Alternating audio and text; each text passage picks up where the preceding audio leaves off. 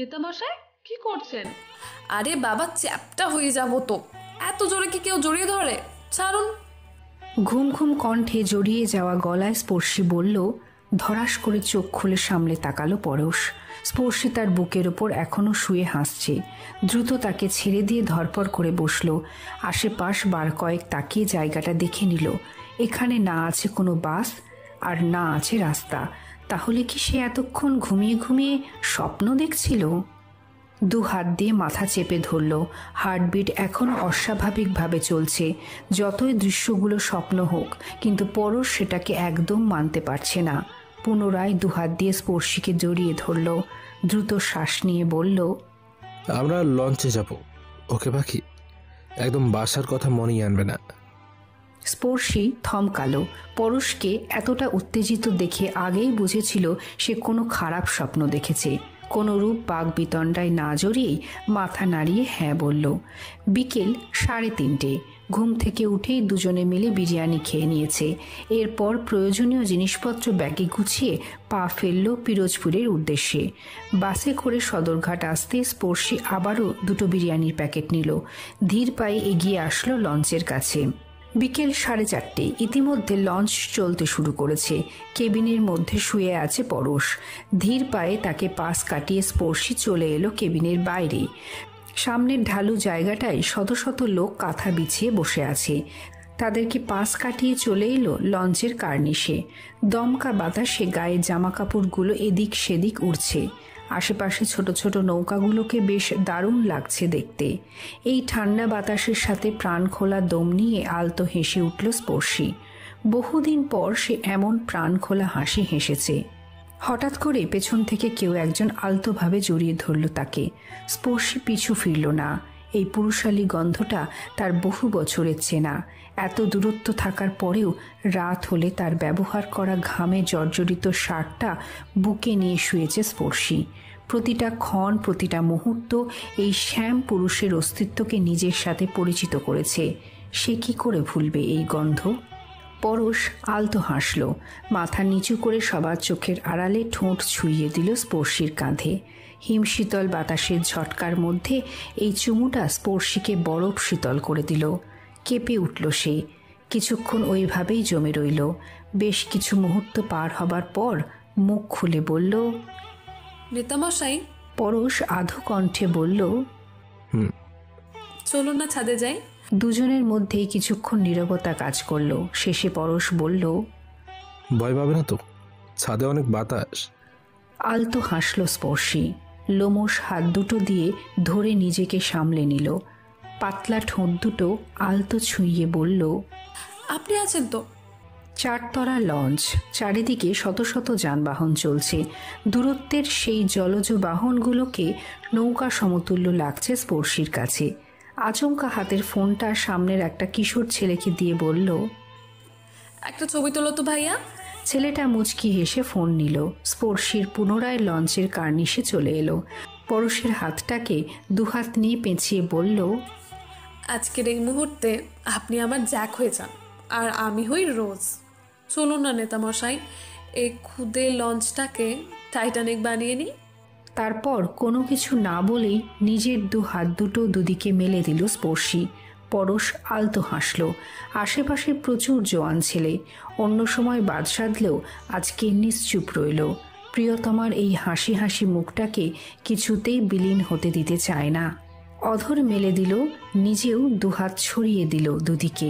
সাথে সাথে ফোনের স্ক্রিনে কয়েকবার ক্লিক পড়ল। ভোর 4টে। এখনও ফজরের আজান দেওয়া হয়নি। লঞ্চ থেকে নিজের চিরপরিচিত এলাকার মাটিতে পা রাখতেই ঝিম মেরে দাঁড়িয়ে পড়ল পরশ।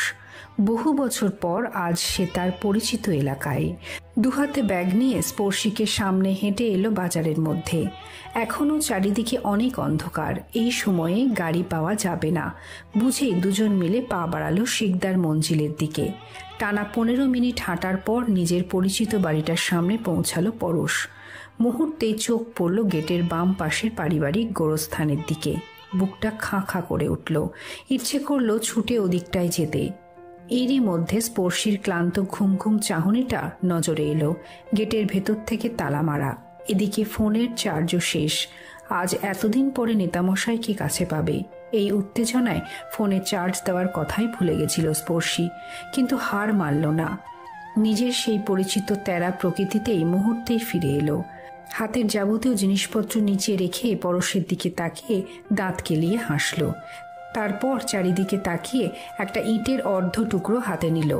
লোহার রডের ভেতরে হাত গলিয়ে গায়ের সমস্ত জোর দিয়ে 4 বার বাড়ি মারল তালার উপরে।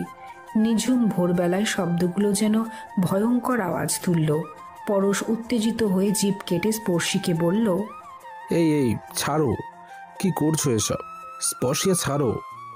স্পর্শী শুনল না। পুনরায় ভাঙা তালাটাকে খুলতে খুলতে দাঁত কেলিয়ে পরশকে বলল, শ্বশুরবাড়িতে প্রথমবারের জন্য ডাকাতি করতে নেমেছি, তালা না ভাঙলে কি ডাকাত ডাকাত ফিলিংস আসবে নাকি নেতামশাই?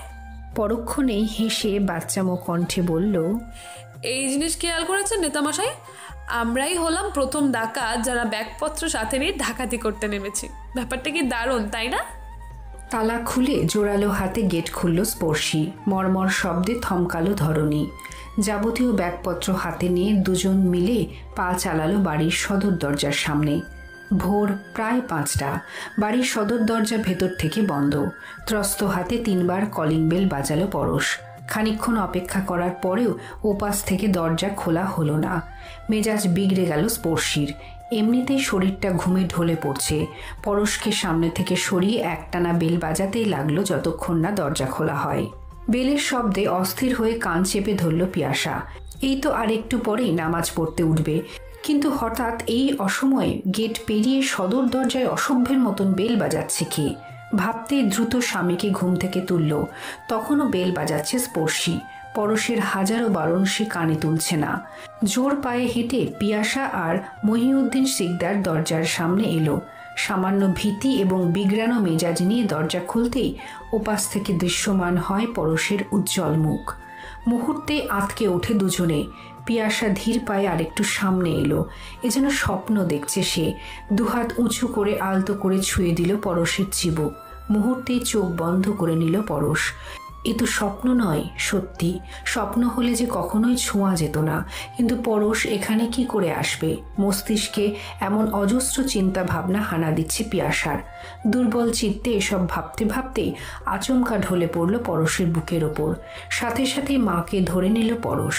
মহিউদ্দিন সিকদারও যেন পূর্বের ন্যায় জমে গেছেন। সাময়িকভাবে মস্তিষ্ক তার কাজ করা বন্ধ করে দিয়েছে। শুধুমাত্র ফ্যালফ্যাল করে চেয়ে আছেন পরশের মুখের দিকে। পরশ মাকে ধরে সোফায় শোয়ালো। এরই মধ্যে স্পর্শী পানি নিয়ে এসেছে। আঙুল ভিজিয়ে চোখের উপর ছেটা দিতে চোখ খুলল পিয়াসা।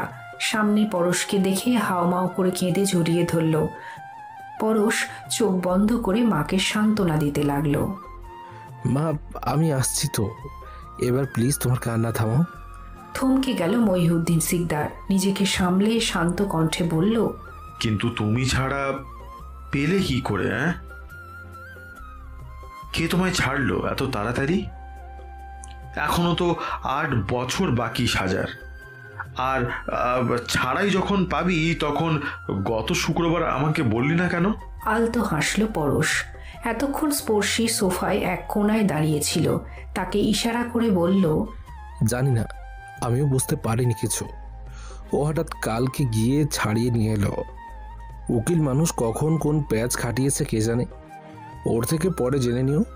আমার শরীরটা ভীষণ ক্লান্ত লাগছে, একটু বিশ্রাম নেব, সকালে কথা হবে। বলেই ব্যাগ হাতে দোতলায় চলে গেল পরশ। পিয়াসা ছলছল চোখে স্পর্শীর দিকে তাকালো। মুখটা বেশ শুকনো লাগছে। কোনো প্রশ্ন না করে শান্ত কণ্ঠে বলল, তুমি যাও, বিশ্রাম নাও, অনেক ক্লান্ত দেখাচ্ছে। স্পর্শী হয়তো এর কথারই অপেক্ষা করছিল। দ্রুত দোতলায় গিয়ে ছুটল। পিয়াসা টলমল চোখে সেদিকে তাকিয়ে মহিউদ্দিনকে বলল, আমার কেন জানি সবকিছু স্বপ্নের মতো লাগছে। আল্লাহ, এই স্বপ্ন যেন কোনোদিন আর না ভাঙে। সকাল 8:30। ঘুমে টলতে টলতে খাবার টেবিলে এসে বসতেই পুনরায় ছিটকে দূরে সরে দাঁড়ালো প্রেমা। সামনেই বড় ভাই আর ভাবি বসে আছে। বার কয়েক চোখে ঝাপটা দিল। এটা কি তার ঘুমের ঘোরের দোষ? ধুর, নিজেকে কেমন পাগল পাগল লাগছে। আজকাল নিজের লাগাম ছেড়ে বড্ড বাইরে উঠছে সে। সারা রাত না ঘুমানোর ফলস্বরূপ 12 বছরের সাজাপ্রাপ্ত বড় ভাইকে সামনে দেখছে। চেয়ার টেনে পরশের দিকে আর চোখে তাকাতে তাকাতে বসল প্রেমা। পিয়াসা হেসে দিয়ে মেয়েকে বলল, কি বিশ্বাস হচ্ছে না? আমারও ভোর রাতে একদম বিশ্বাস হচ্ছিল না, মন বলছিল স্বপ্নে দেখেছি। প্রেমা অবাক চোখে মায়ের দিকে তাকালো। পুনরায় পরশের দিকে তাকাতেই দেখল মুচকি হাসছে। নিজেকে বিশ্বাস হলো না প্রেমার। গত 4 বছরে কুড়ে কুড়ে খাওয়া সকল গ্লানি, ভাইয়ের প্রতি ভালোবাসা যেন উগরে পড়ল তৎক্ষণাৎ। অষ্টাদশী কন্যা নিজের আবেগের বহিঃপ্রকাশ হিসেবে চিৎকার করে কেঁদে উঠল, ঝাঁপিয়ে পড়ল ভাইয়ের বুকের ওপর। এমন কাণ্ডে পুরোই হতবাক পরশ। তাই সেই বুঝদার বোনটার এতটা আবেগপ্রবণ হয়ে গেছে ভাবতেই অবাক গেল।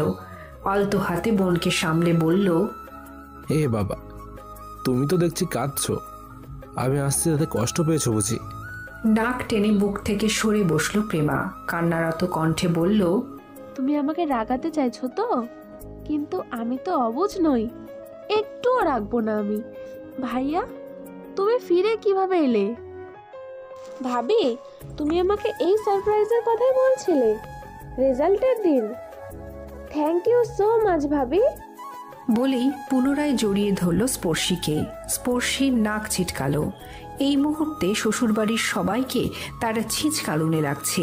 নিজের অভিব্যক্তিকে বাইরে প্রকাশ না করে আলতোভাবে প্রেমার পিঠে হাত বুলিয়ে দিল। কিছু বলার প্রয়াস করতেই কর্কশ কণ্ঠে ফোনের রিং বেজে উঠল। সবাইকে অবাক করে দিয়ে দ্রুত টেবিলের উপর থেকে ফোন ছিনিয়ে নিল প্রেমা। স্ক্রিনে প্রীতম নামটা দেখতেই সবাইকে পুনরায় হতভম্ব করে ফোন নিয়ে দ্রুত রুমের দিকে চলল। এমন কাণ্ডে ভ্যাবাচাকা খেয়ে গেল স্পর্শী। বিষয়টা মোটেও ঠিকঠাক লাগছে না তার কাছে। মুখের খাবারটা গিলে শাশুড়ির উদ্দেশ্যে বলল, এটা কি হলো মা? কে ফোন দিয়েছে প্রেমাকে? ফোন পাওয়া মাত্র এইভাবে ছুটলো যে? আলতো হাসল পিয়াসা। গলা পরিষ্কার করে পরশ আর স্পর্শীর উদ্দেশ্যে বলল, প্রীতম ফোন দিয়েছে হয়তো। ভুরু কুঁচকে ফেলল পরশ। চিন্তিত কণ্ঠে বলল, এই প্রীতমটাকে? মহিউদ্দিন সিকদার এবার গমগমে গলায় বলল, আসলে ঘটনাটা হুট করেই ঘটে গেছে, তাই তোমাদের কিছু জানানো হয়নি। গত শুক্রবার তোমাকে দেখে আসার পরের দিনই প্রীতম ওর বাবা মাকে নিয়ে হাজির হয় আমাদের বাড়িতে। ছেলেটা পুলিশে চাকরি করে, প্রেমাকে পছন্দ করে অনেক দিন ধরে। না বললেও আমরা বুঝতে পেরেছি ওদের মধ্যে একটা ঘনিষ্ঠ সম্পর্ক রয়েছে। সেটার রেশ ধরেই শনিবারে আংটি পরিয়ে গেছে ওরা। খুব শীঘ্রই বিয়েটা করাতে চায়। আমি তো এই সপ্তাহেই তোমাকে জানাতাম। চিন্তার রেখা পড়ল পরশের কপালে। হুট করেই মুখের অবয়বটা গম্ভীর্যে পরিণত হলো। আপনা আপনি চোয়াল শক্ত হয়ে গেল। কণ্ঠে কাঠিন্যতা এনে ধীর আওয়াজে বলল, ওরা কি প্রেমার সম্পর্কে সবটা জানে? কিছু কি লুকিয়েছ তোমরা? আতকে উঠলেন মহিউদ্দিন সিকদার। 4 বছর আগের সেই বিভীষিকাময় দিনগুলো চোখের সামনে ভেসে উঠল। মুহূর্তেই শান্ত কণ্ঠে বলল, যা জানানোর সেটা প্রেমাই আগে জানিয়েছে। ওনারা সবটা জানে, এতে কোনো আপত্তি নেই। মেয়েকে পছন্দ করেছে ওরা। বুকের উপর থেকে যেন শক্ত কোনো পাথর সমান ওজন সরে গেল পরশের। স্পর্শীও যেন প্রাণ ফিরে পেল। তার পরিবারের জন্য মেয়েটার জীবন আজ এমন একটা প্রশ্নের সম্মুখে দাঁড়িয়েছে। একটা সুখের সংসার হোক তার, একটা ভালোবাসার মানুষ পাক সে। এটাই তো চেয়েছে স্পর্শী। চোখ দুটো ছলছল করে উঠল। ইস, যদি পাভেলটা বেঁচে থাকতো তাহলে আজ প্রতিটা পদক্ষেপে স্পর্শীর এতটা নিচু হতে হতো না। খাবার টেবিলে বসা 4 জনের চোখেই ভেসে উঠল 4 বছর আগের মর্মান্তিক ঘটনাগুলো। শান্তভাবে কিছু না বলেই চেয়ার ছেড়ে উঠে গেলেন পিয়াসা। মহিউদ্দিন পরশও থমকে প্লেটের দিকে তাকিয়ে রইল। স্পর্শী ঠোঁট কামড়ে ধরে কান্না আটকাতে চাইল, কিন্তু পারল না। ফুপিয়ে ওঠার শব্দটা পেতেই আলতো হাতে জড়িয়ে ধরল পরশ। পরিশ্রান্ত কণ্ঠে বলল, তোমার কোনো দোষ নেই স্পর্শিয়া। আমার ভাগ্যটাই এমন ছিল হয়তো। প্লিজ কেতো না। সকাল 12টা। রৌদ্রোজ্জ্বল এই দিনে সিকদার বাড়ির মেহমানখানা জনে জনে ভর্তি। দফায় দফায় লোক আসছে, হাসি তামাশা করছে, কেউ কেউ দোয়া করছে আর নাস্তা খেয়ে চলে যাচ্ছে। বিভিন্ন রাজনৈতিক বড় বড় নেতারা পরশকে মুক্তির শুভেচ্ছা জানাতে একে একে আসছে। হাঁপিয়ে উঠেছে স্পর্শী। রুমের একোনা থেকে ওকোনায় যাচ্ছে তো আবার এসে খাটে বসছে। এক হাত দিয়ে অন্য হাতের আঙুলগুলো মুচড়ে পুনরায় নিচে উঁকি দিল। এখনও কয়েকজন বসে আছে নিচে। মেজাজ বিগড়ে গেল তার। আজ এতদিন ধরে এত কষ্ট করে তার জামাইটাকে ছাড়িয়ে আনলো, অথচ এরা তাকে তার কাছে ঘেঁচতেই দিচ্ছে না। পরশকে নিয়েই মেতে উঠেছে সকলে। স্পর্শী যেন বাতিলের খাতায়। এই যে এখন স্পর্শীর মন চাইছে তার নেতামশাইকে নিয়ে নাক টেনে একটা ঘুম দেবে, এটা কি তারা মোটেও বুঝতে পারছে না? দূর, মুখ দিয়ে বিরক্তিকর শব্দ উচ্চারণ করে থমথমে পায়ে ছাদের দিকে গেল। সিঁড়ি বেয়ে উপরে উঠতেই প্রেমার দেখা পায়। এক কানে ফোন চেপে ধরে আর এক হাত দিয়ে ছাদের আম গাছটার পাতা ছিঁড়ছে। মাঝে মধ্যে টোল পড়া গালটা হাসি দিয়ে প্রেমিককে পাগল করার প্রতিযোগিতায় নেমেছে। আলতো পায়ে প্রেমার পাশে এসে দাঁড়ালো স্পর্শী। তার অস্তিত্ব পেতেই চোখ দুটো বড় বড় করে ফেলল প্রেমা।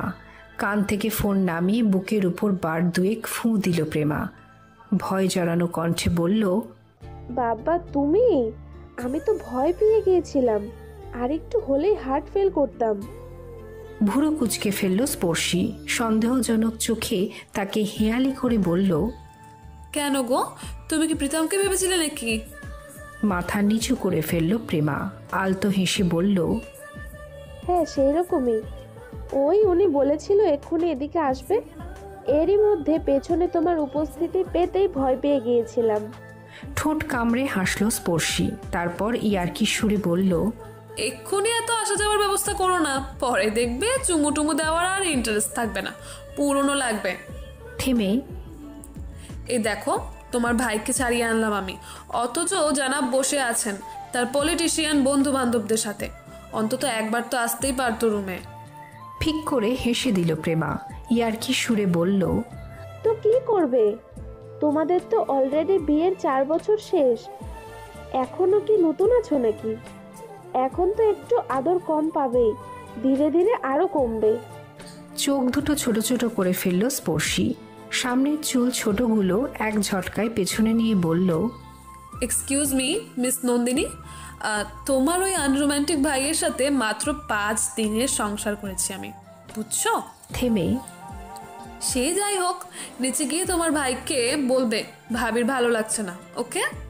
প্রেমা আলতো হেসে সিঁড়িতে নামলো। এরই মধ্যে নিচ থেকে পরশ উপরে উঠল।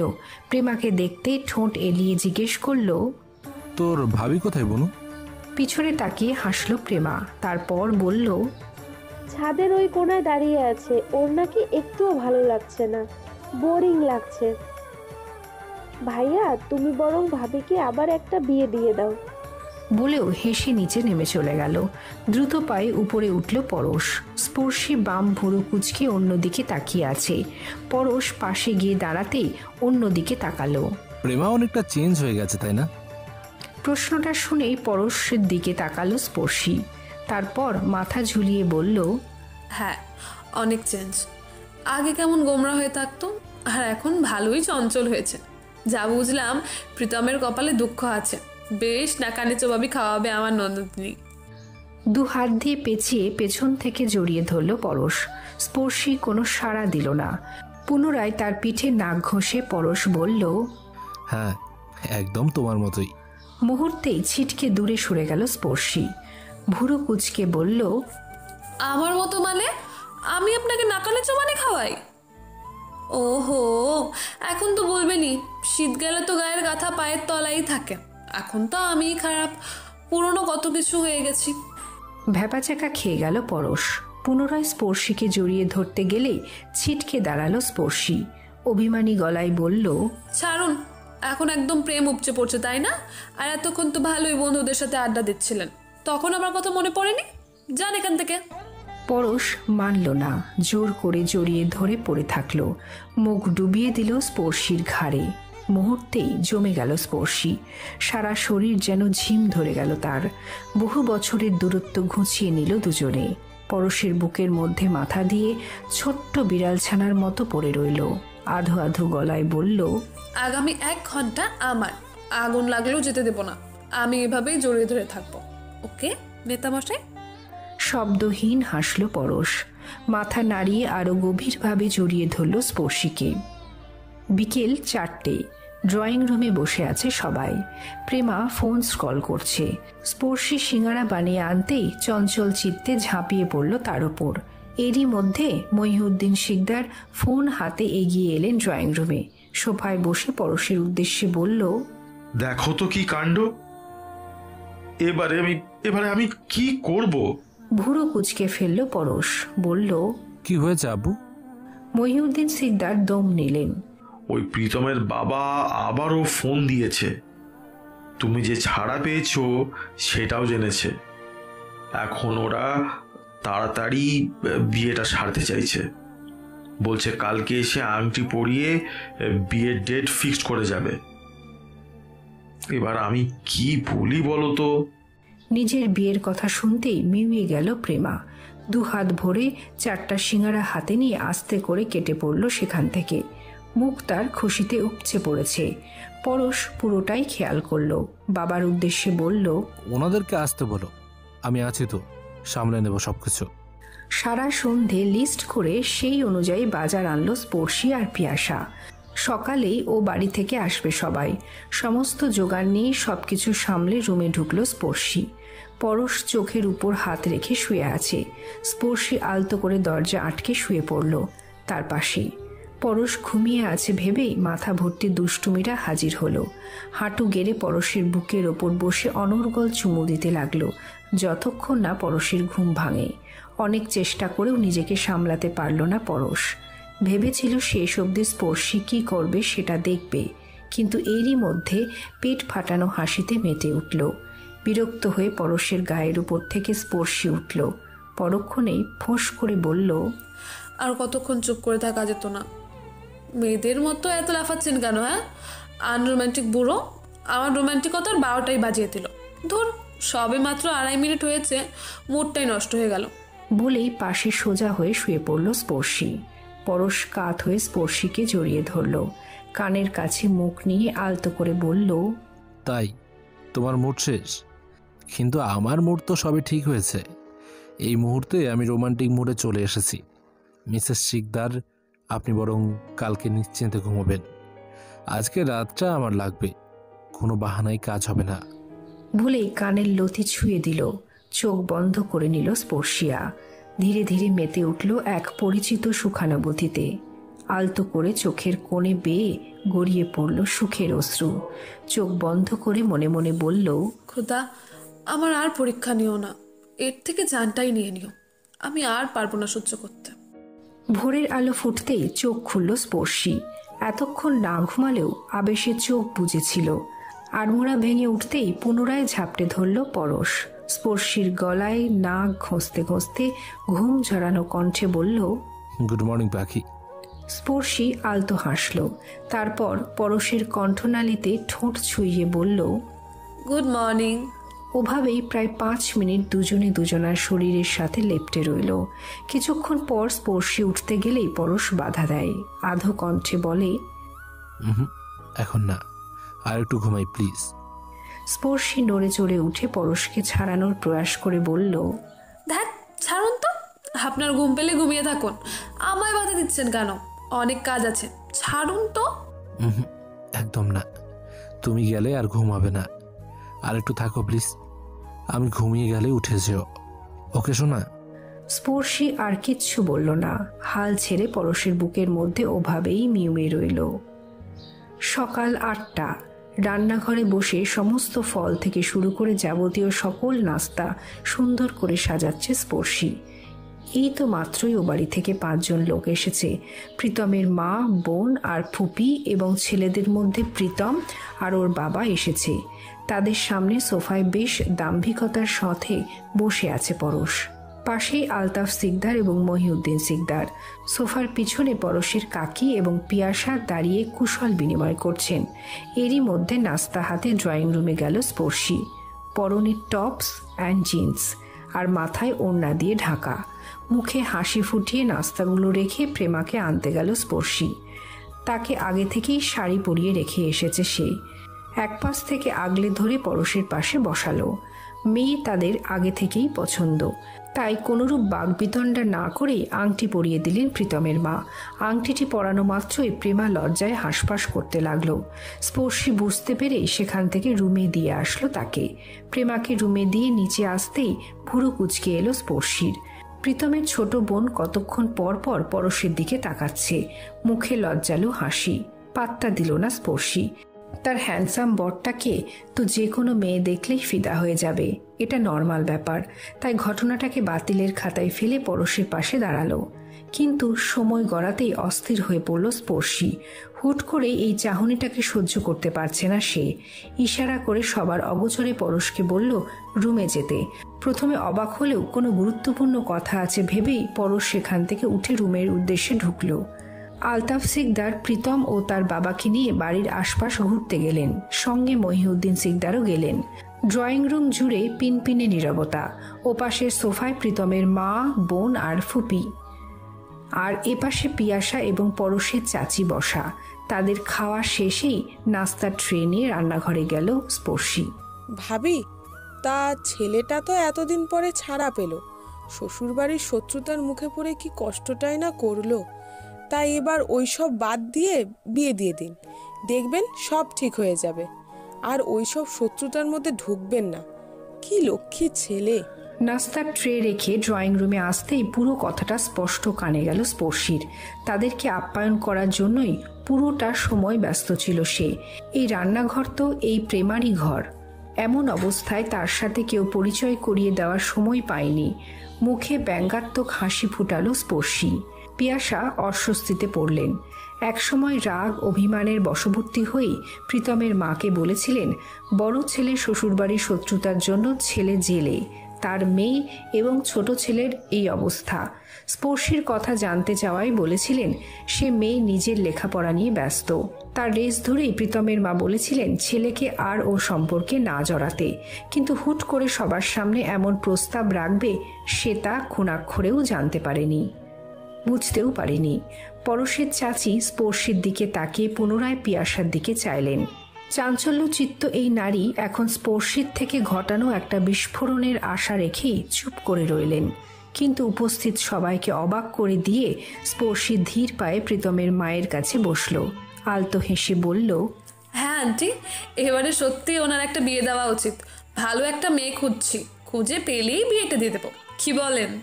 প্রীতমের মা যেন আহ্লাদে মেতে উঠলেন। ইনিয়ে বিনিয়ে বললেন, আমার তানিয়ার তো ছোট বয়সেই বিয়ে দিলাম, এই তো 21 বছর বয়স মাত্র। ছেলেটা তো নেশাখোর ছিল, তাই এবছরই ডিভোর্সটা করালাম। থেমে, আমার মেয়েটা অনেক লক্ষ্মী, পরশ বাবার সাথে খারাপ মানাবে না ওকে, ভালোই হবে, সম্পর্কটা আরো গভীর হবে। ঠিক বলিনি ভাবি? রৌদ্রোজ্জ্বল সকাল। শিকদার মঞ্জিলের ড্রয়িং রুম এখন পিনপিনে নীরবতায় বিরাজমান। মিসেস রাজিয়া বেগম বেশ আয়েশ করে স্পর্শীর দিকে তাকিয়ে বসলেন। তার কথায় তাল মেলানো কাউকে পেয়ে ভীষণ উৎসাহী সে। স্পর্শী আলতো হেসে তানিয়ার দিকে তাকালো।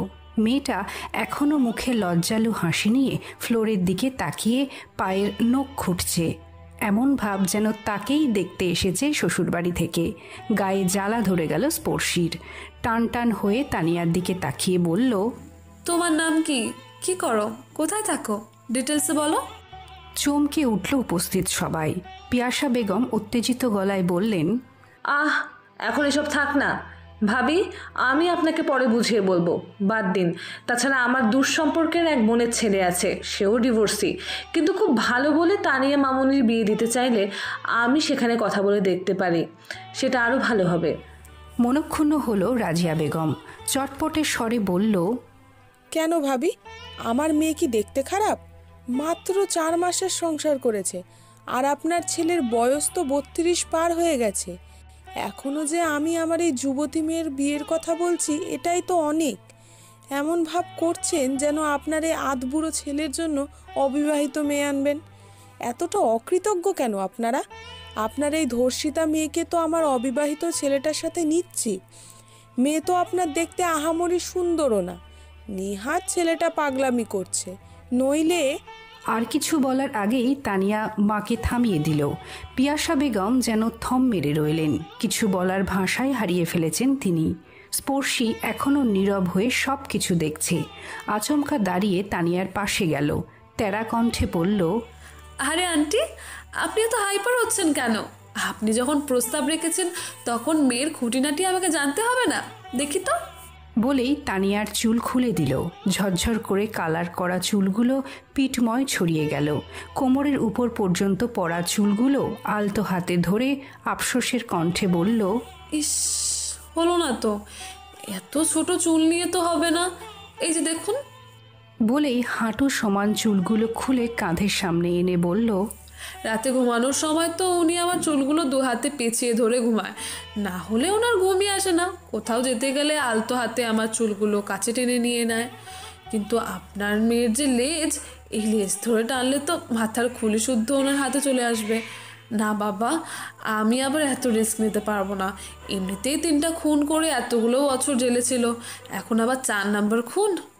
ভ্যাবাচাকা খেয়ে গেল উপস্থিত সবাই। শুধুমাত্র মুখ টিপে হাসলেন পরশের চাচি।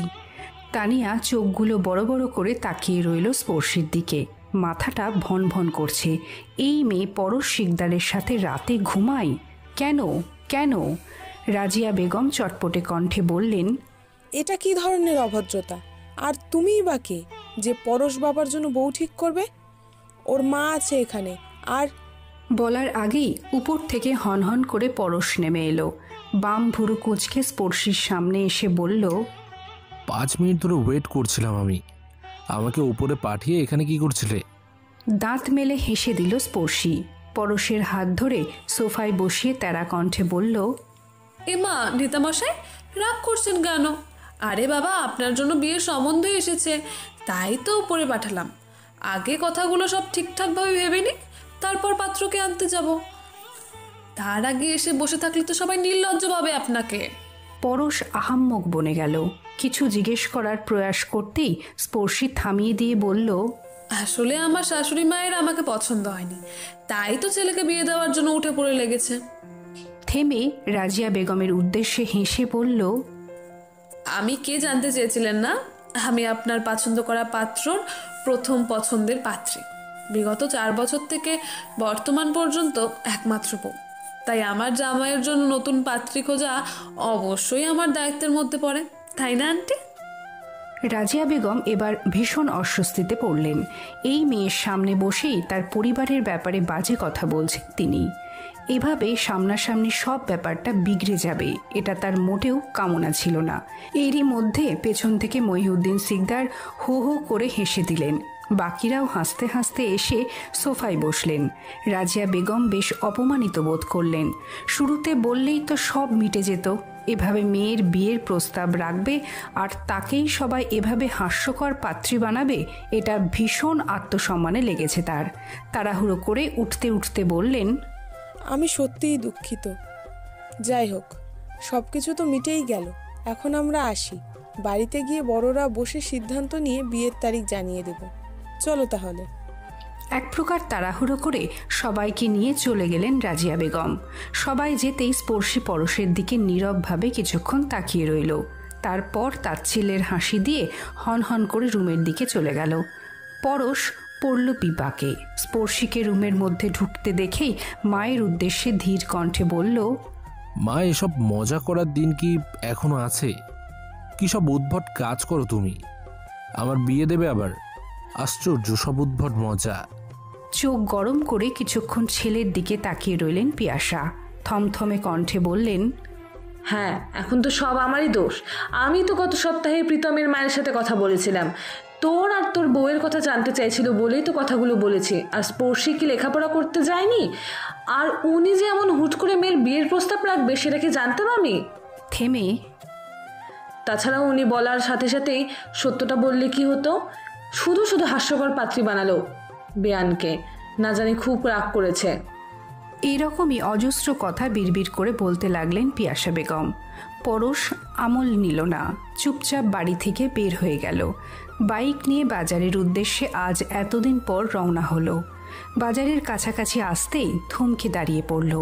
সামনেই একটা বড় গাছের উপর পেরেক দিয়ে গাঁথা মোটা ফ্রেমে বাঁধানো হাস্যোজ্জ্বল ছবি।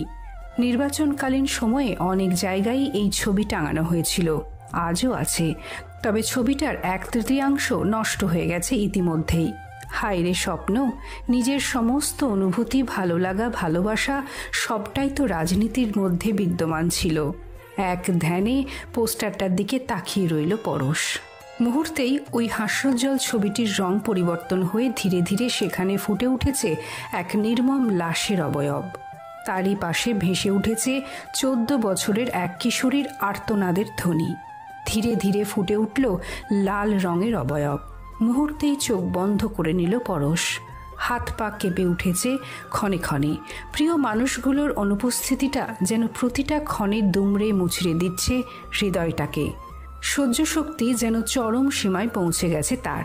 সাথে সাথেই নিজের গতি পরিবর্তন করল।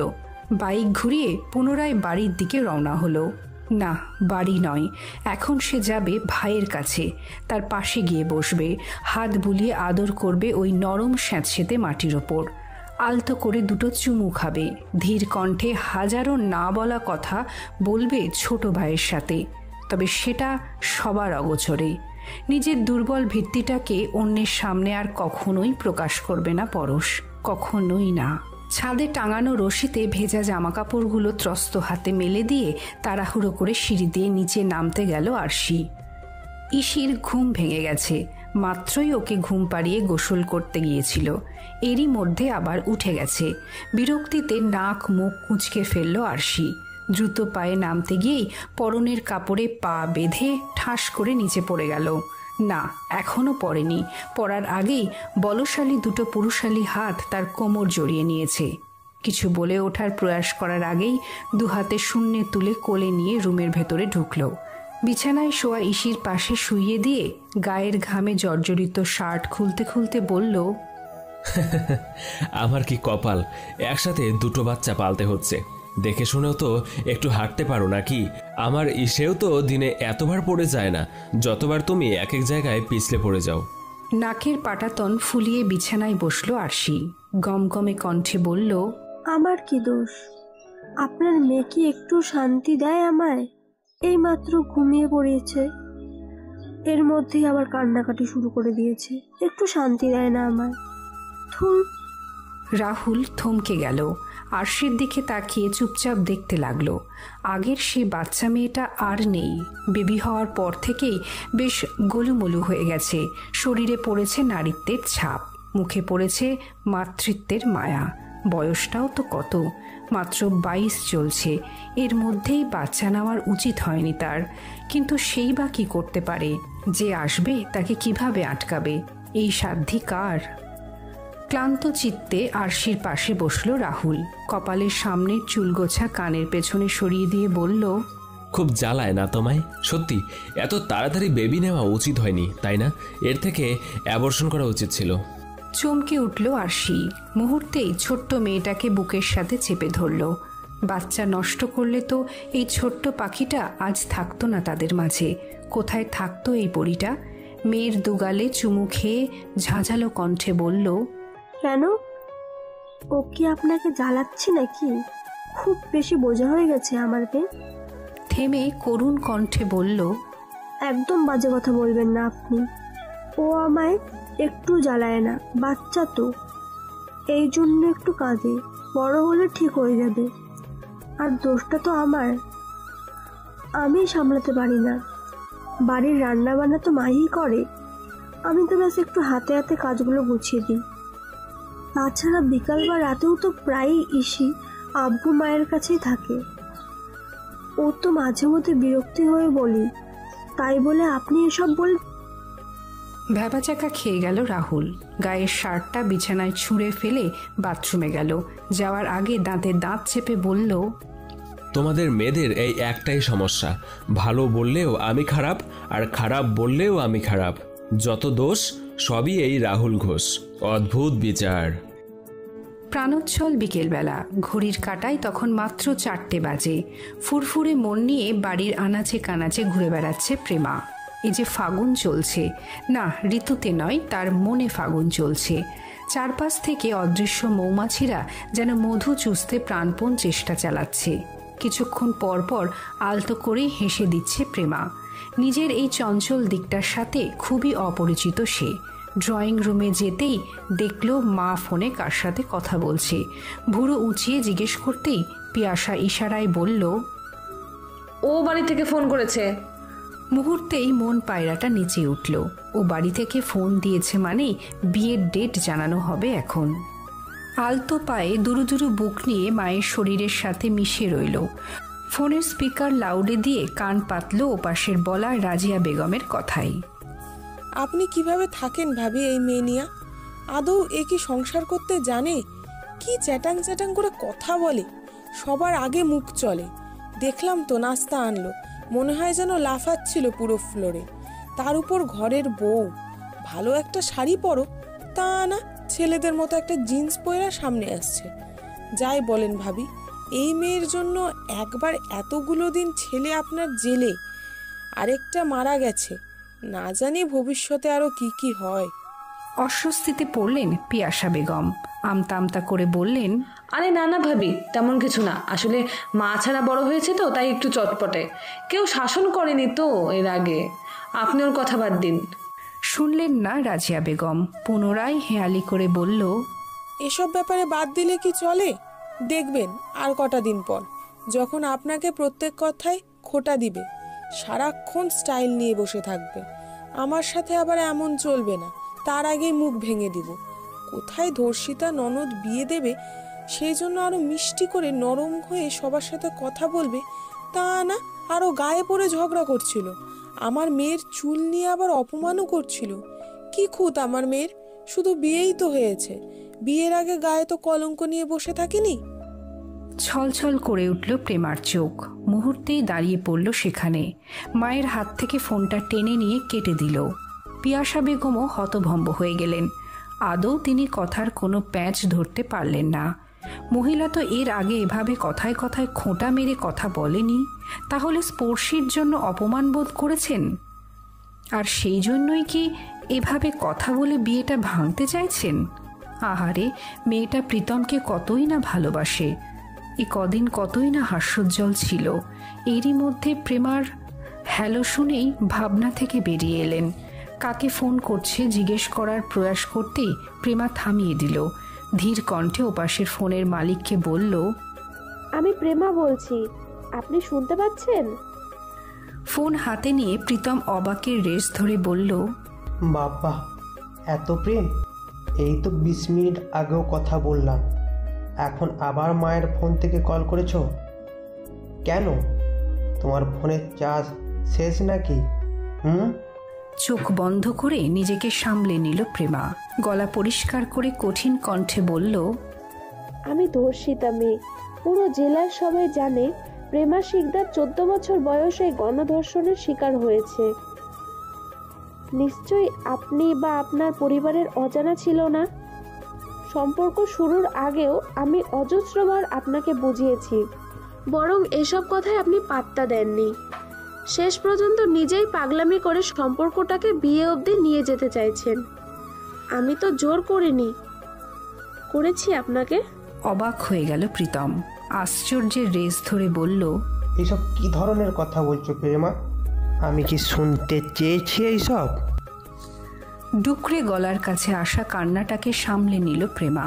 চেঁচিয়ে বলল, না, আপনি তো শুনতে চাননি, বরং আপনার মা শুনতে চেয়েছে। আপনার সাথে নিশ্চয়ই সম্পর্ক গড়ার আগে এমন কোনো শর্ত ছিল না যে আপনার বোনকে আমার বড় ভাইয়ের বিয়ে করতে হবে।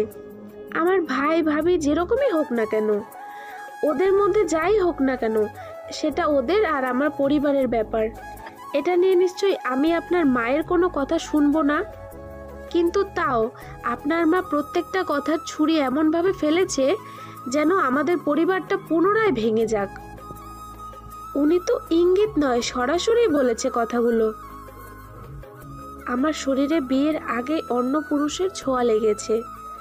আমি কলঙ্কিতা মেয়ে, আমাকে তার অবিবাহিতা ছেলে বিয়ে করছে, এটা ওনাদের দয়া। আর এই দয়ার ভিত্তিতে তার ডিভোর্সি মেয়েকে আমার বড় ভাইয়ের বিয়ে করতে হবে। আর সেটা না হলেও সারাটা জীবন ওনার সামনে আমার পরিবারকে মাথা নিচু করে কৃতজ্ঞতা বোধ জানাতে হবে। প্রীতম, আমি এসব কোনো কালে সহ্য করতে পারবো না। বিয়ের পরে প্রতিটা কথায় আমাকে কলঙ্কিতা বলে অপমান, আমার পরিবারকে খোটা, এসব একটুও নিতে পারবো না। আমি এতটাও ভালো বউ হতে পারবো না, ক্ষমা করবেন আমায়। থেমে লম্বা নিঃশ্বাস নিয়ে বলল, আংটিটা কার কাছে পাঠাবো কাইন্ডলি বলে দেবেন, রাখছি। বলেই ফোন কেটে দিল প্রেমা। পিয়াসা বেগম হাই হাই করে সোফায় বসে পড়লেন। মেয়েকে কড়া গলায় শাঁসিয়ে বললেন, তুই কি বুঝিস এসব ব্যাপারে? এই সব সংসারের ব্যাপার। এটা কি করলি? আল্লাহ, এবার যদি ওরা বিয়ে ভেঙে দেয়, একটা মেয়েকে কতটা নরম হয়ে চলতে হয় তুই জানিস? কে শিখিয়েছে এমন চটপটে কথা বলা? প্রেমা কঠিন চোখে মায়ের দিকে তাকালো। কঠিন চোখের মধ্যে টলমল করা পানিটা কারোর চক্ষু গোচর হলো না। শান্ত কণ্ঠে বলল, আমাকে নিয়ে খুব বেশি কষ্ট হলে বলে দিও, চলে যাব এখান থেকে। তাও কারো পা ধরে সংসার করার স্বাদ জাগবে না। বলেই হনহন করে দোতলায় চলে গেল। রান্নাঘরের দরজার সামনে দেওয়ালে হেলান দিয়ে ডান পা নাড়িয়ে নাড়িয়ে আচার খাচ্ছিল স্পর্শী। মুখে ক্রূর হাসি। এতক্ষণের যাবতীয় সকল ঘটনাই শুনেছে। এমনকি রাজিয়া বেগমের কথাগুলো স্পিকার লাউডে থাকায় শুনতে পেয়েছে। প্রেমাকে রুমের মধ্যে ঢুকতে দেখে আলগোছে এসে শাশুড়ির পাশে সোফায় বসল। আঙুলে লেগে থাকা বাকি তেঁতুলটুকু চেটে খেয়ে শাশুড়ির দিকে তাকিয়ে মিষ্টি করে হেসে দিল। তারপর তেরামি করে বলল, একটা কথা জানেন তো মা, আমার মা নেই, শিক্ষা দীক্ষা নেই, আদব কয়দা তো কিছুই নেই। এই কথাগুলো বুঝে আপনি আমাকে ট্রিট করতেন, তাহলে বিশ্বাস করুন কিছু মনে করতাম না। কিন্তু আপনি কি করলেন? অন্য বাড়ির একটা কুটনি মহিলাকে নিজের বাড়ির বউয়ের ওপর লেলিয়ে দিলেন। আপনার সাহস না দিলে মোটে ওই মহিলা আপনার ছেলের বউকে নিয়ে এতগুলো কথা বলার সাহস পাত না। কিন্তু কি বলুন তো, যে এই কুটনি মহিলা সম্পর্ক গড়ার আগেই অন্য বাড়ির বউদের দোষ কুটনামি করে নিজের আন্ডারে রাখতে চায়, সে যে পরবর্তীতে নিজের বাড়ির বউকে এমনভাবে ট্রিট করবে না বা অন্যের কাছে নিজের বউয়ের দোষ দিবে না, এর কি নিশ্চয়তা আছে? আগে ভাগেই সাবধান হন। আমার শাশুড়ি তো ভালোই আছে, না জানি প্রেমার শাশুড়ি ভবিষ্যতে কেমন হয়। যাই হোক, আপনার পছন্দের বৌমার চাটাং চাটাং কথার বাতাস একটু হলেও আপনার মেয়ের গায়ে লেগে গেছে। শাশুড়ি মা, দ্রুত স্টেপ নেন। কথাগুলো বলে স্পর্শী চলে যেতেই কান্নায় ভেঙে পড়লেন পিয়াসা। সে কি স্পর্শীকে খারাপ চোখে দেখে? সে কি তাকে অপছন্দ করে? বিয়ের প্রথম থেকেই তো ভালোবাসত, কিন্তু এখন যতবারই চাই আপন করে নিতে ততবারই ছোট্ট সন্তানের লাশের কথা মনে পড়ে। যতই হোক ওই একই রক্তের তো। বাইরের মহিলার দ্বারা সে তো ইচ্ছে করে কথা শোনায়নি। নেহাত মেয়ের শ্বশুরবাড়ির লোক, তাই কিছু বলেনি। যত দোষ এখন তারই। বাংলাদেশ কর্ম কমিশনে দায়িত্বরত প্রধান নির্বাচন কমিশনারের মতে, একজন দণ্ডপ্রাপ্ত সরকারের জনপ্রতিনিধি বিচারিত আদালত কর্তৃক প্রথম দণ্ডিত হওয়ার দিন থেকেই সংসদ নির্বাচনে অংশগ্রহণ করার অযোগ্য হয়ে থাকেন। তার মতে সংবিধানের ৬৬ নম্বর অনুচ্ছেদের উদ্দেশ্য হল, যারা জনপ্রতিনিধি তাদের কেবল অবাধ ও সুষ্ঠু নির্বাচনে জয়ী হলেই হবে না, তাদের সুনাম অবশ্যই প্রশ্নাতীত হতে হবে। এছাড়াও বিচারিক আদালত কর্তৃক দণ্ডপ্রাপ্তির প্রথম দিন থেকেই নির্বাচনে অযোগ্য ঘোষণা করার পক্ষে আরও যুক্তি রয়েছে। যেমন ঋণ খেলাপিরা একবার ঋণ খেলাপি হিসেবে চিহ্নিত হলে আপিল করে নির্বাচনে অংশগ্রহণ করতে পারেন না। এছাড়া গভর্নমেন্ট সার্ভেন্ট রুলস অনুযায়ী সরকারি কর্মচারী কর্মকর্তারা দণ্ডপ্রাপ্ত হওয়ার সঙ্গে সঙ্গেই অপসারিত হন। পরবর্তী সময়ে আপিলে দণ্ডরহিত হলে অবশ্য তারা পুনর্বহাল হবেন। এর কারণ হল দণ্ডপ্রাপ্তরা যেন গুরুত্বপূর্ণ সিদ্ধান্ত গ্রহণে অংশ নিতে না পারেন। একই যুক্তি সংসদ সদস্যদের বেলায়ও প্রযোজ্য, কারণ সংসদ সদস্যরাও গুরুত্বপূর্ণ নীতি নির্ধারিত ও মন্ত্রী হিসেবে গুরুত্বপূর্ণ প্রশাসনিক সিদ্ধান্ত গ্রহণ করতে পারেন। প্রচলিত আইনে দণ্ডপ্রাপ্তদের আপিল দায়ের করার পর অতীতে সংসদ নির্বাচনে অংশগ্রহণের সুযোগ দেওয়া হলেও জরুরি ক্ষমতা বিধিমালা 2007-এর অধীনে দণ্ডপ্রাপ্তরা সে সুযোগ পাবেন না। বিধিমালার 11(5) ধারা অনুযায়ী এই বিধিমালার অধীন দায়েরকৃত কোনো মামলায় কোনো ব্যক্তি দণ্ডপ্রাপ্ত হলে এবং উক্ত দণ্ডের বিরুদ্ধে আপিল দায়ের করা হলে উক্ত দণ্ডপ্রাপ্ত ব্যক্তি জাতীয় সংসদ সহ যে কোনো স্থানীয় শাসন সংক্রান্ত প্রতিষ্ঠানের নির্বাচনে অংশগ্রহণের অযোগ্য হবে। দুর্নীতি দুর্বৃত্তায়নের অভিযোগে দণ্ডপ্রাপ্তদের দণ্ডপ্রাপ্তির দিন থেকে নির্বাচনে অংশগ্রহণের অযোগ্য ঘোষণা করা হয়নি। ফলে অনেকের আশঙ্কা যে দণ্ডপ্রাপ্ত অপরাধীরা আবারও উচ্চ আদালতে আপিল ঠুকে দিয়েই নির্বাচনে অংশগ্রহণ করার সুযোগ পাবেন। তবে আশার কথা, বিদ্যমান আইনেই তাদের নির্বাচনে অংশগ্রহণ করা থেকে বিরত রাখা হয়। বিদ্যমান আইনি এবং সাংবিধানিক বিধিবিধান এবং আদালতের রায় বিশ্লেষণ থেকেও দেখা যায় যে বিচারিক আদালত কর্তৃক দণ্ডপ্রাপ্ত হওয়ার দিন থেকেই তারা সংসদ নির্বাচনে প্রতিদ্বন্দ্বিতা করার অযোগ্য হবেন। দণ্ডের বিরুদ্ধে শুধু আপিল দায়ের করেই তারা নির্বাচনে অংশগ্রহণ করতে পারবেন না। এ লক্ষ্যে তাদের দণ্ডের ওপর আদালতের স্থগিতাদেশ পেতে হবে। পিরোজপুর 3 এর সাংসদ নেতা পরশ শিকদার দায়িত্বরত অবস্থায় 3টি হত্যা এবং 2টো মানুষকে জঘন্যভাবে কুপিয়ে বিশেষভাবে অক্ষম করার দায়ে অভিযুক্ত হয়ে এবং পরবর্তীতে সেই দণ্ড প্রমাণিত হওয়ায় দণ্ডপ্রাপ্ত হওয়া মাত্রই বাংলাদেশ সরকার থেকে তাকে সাংবিধানিক আইনের উপর ভিত্তি করে দ্রুতই অপসারণ করানো হয়। পরবর্তীতে উক্ত জেলায় সরকারের নির্দেশে একজন যোগ্য ব্যক্তিকে প্রার্থী নির্বাচিত করে পুনর্নির্বাচন সংগঠিত করা হয় এবং পরবর্তীতে তাকেই দায়িত্ব দেওয়া হয়। যদিও পরবর্তীতে একাধিকবার উচ্চ আদালতে আপিলের মাধ্যমে পরশ শিকদারের সাজা কমানো হয় এবং শেষ অবধি আইনি সহায়তায় প্যারোল প্রক্রিয়ায় মুক্তি দেওয়ার পরে পুনরায় আদালতে আপিল করে পুনর্নির্বাচনের আওতায় আসার চেষ্টা করলে অধিকাংশেই সফল হতেন। কিন্তু তাও তিনি নির্জীব। জীবনের অধিকাংশ সময় এই রাজনীতি জনকল্যাণ ক্ষমতায় ব্যয় করে সব থেকে ভুল করেছেন। একমাত্র ছোট ভাইয়ের নৃশংস মৃত্যু, বোনের সম্ভ্রম সবকিছুই খুইয়েছে এই রাজনীতির জন্য। আর নয়, এত রক্তপাত, প্রতিটা পদে পদে জীবনের অনিশ্চয়তা, প্রিয় মানুষগুলো বেদনার্ত চিৎকার আর নয়। আর কিছুতেই এসব নিতে পারবে না পরশ। সহ্যশক্তি চরম সীমায় পৌঁছে গেছে তার। এখন খুব সাধারণভাবে জীবনটাকে কাটাবে সে। নিজের পুরনো স্টাডি রুমে বসে টেবিলের উপর মাথা রেখে নীরব হয়ে জীবনের চরম সত্যটাকে ভাবছিল পরশ। না, এটা আর একার স্টাডি রুম নয়, পাভেলেরও ছিল। যখন সবাইকে জোর গলায় ধমক মেরে নীরবে এসে নিজের স্টাডি রুমে বই পড়ত, ঠিক সেই সময়গুলোতেই ইচ্ছে করে বেশি জ্বালাতো পাভেল। কখনো সব কলম, কখনো বেশি গুরুত্বপূর্ণ কিছু বই বা কখনো নোটস নিয়ে গায়েব হয়ে যেত। সারা বাড়ি তন্ন তন্ন করে যখন পাওয়া যেত, তখন অনুপস্থিত জিনিসপত্রের সাথে হাতের তাবাং মার্কা কিল, ঘুষি পড়ত তার পিঠে। আচমকায় হেসে ফেলল পরশ। রাতের প্রথম প্রহর, ঘড়ির কাঁটা তখন সবেমাত্র 8টায় ছুঁয়েছে। সারা দিনের রৌদ্রের তাপমাত্রাকেও হার মানিয়ে রাতের সেই ভ্যাপসা গরম আশেপাশের মানুষকে অস্থির করে তুলেছে। রান্নাঘর থেকে প্লেটের টুংটাং শব্দ ভেসে আসছে।